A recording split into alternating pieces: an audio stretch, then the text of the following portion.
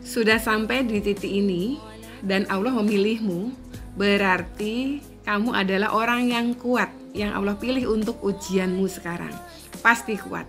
Assalamualaikum warahmatullahi wabarakatuh. Sobat Iners, kita baca lagi yuk satu buah komentar, ini bagus ya, dari salah seorang sahabat kita.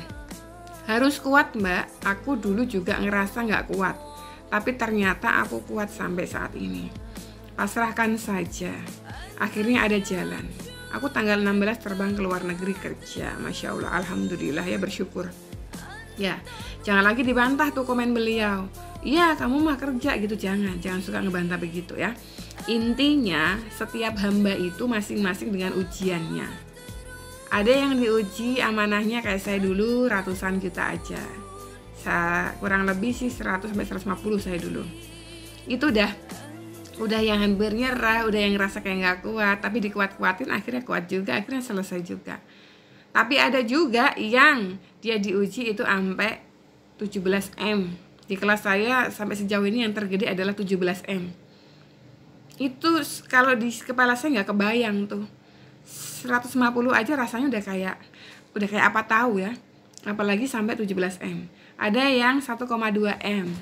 Ya, kenapa? Ketipu ada.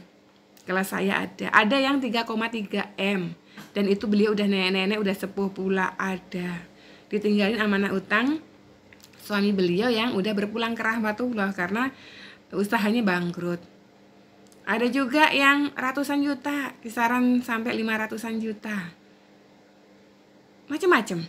Semua itu udah ditakar-takar. Beliau tadi yang menerima ujian 17 M tadi ya, utang 17 M, ya beliau sanggup di angka segitu. Kalau itu ditimpakan ke saya nggak sanggup, makanya Allah nggak kasih saya segitu. Ada juga yang diuji bagi orang lain cuma 5 juta, tapi udah peningnya kayak apa tahu, udah paling berisik, udah paling mengeluh, udah paling macem-macem. Tapi ada juga yang tadi yang 3,3 M, seorang nenek itu, ya beliau tenang, beliau hadapi dengan ikhlas, ya ada. Macam-macam. Jadi panjenengan jangan merasa bahwa di muka bumi ini paling teraniaya, paling terzolimi karena punya amanah tersebut, karena punya ujian tersebut. Tidak. Masing-masing hamba itu punya ujiannya sendiri-sendiri. Artinya jenengan dipilih berarti Allah sudah takar kemampuan jenengan di situ. Ya. Kalaupun misalnya ada masa-masa capeknya, ada masa-masa aduh kayaknya nggak kuat, jangan katakan nggak kuat, pasti kuat. Bismillah, pasti kuat. Allah yang kuatkan. Allah yang buat bisa, dan Allah yang bisa membuat ini terlalui. Ingat aja gini loh, sekarang kan jenengan ujiannya amanah utang toh. Dulu ketika jenengan belum punya amanah utang, zaman mungkin jenengan remaja, zaman mungkin jenengan masih kecil, jenengan pasti ngalamin ujian juga, nggak sekarang aja.